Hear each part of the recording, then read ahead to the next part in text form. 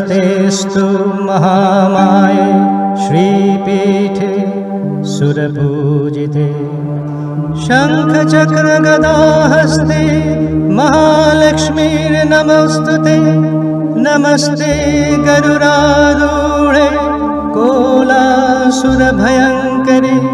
सर्वपापहरे देवी महालक्ष्मीर्नमोऽस्तुते स्थूलसूक्ष्ममहारौद्रे महाशक्ते महोदये महापापहरे देवी महालक्ष्मीर्नमोऽस्तुते पद्मासनस्थिते देवी परब्रह्मस्वरूपिणी परमेशी जगन्माता महालक्ष्मीर्नमोऽस्तुते सर्वदुःखहरे देवी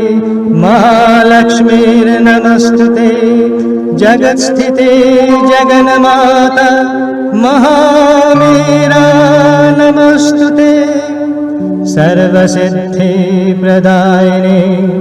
महामीरा नमोऽस्तुते।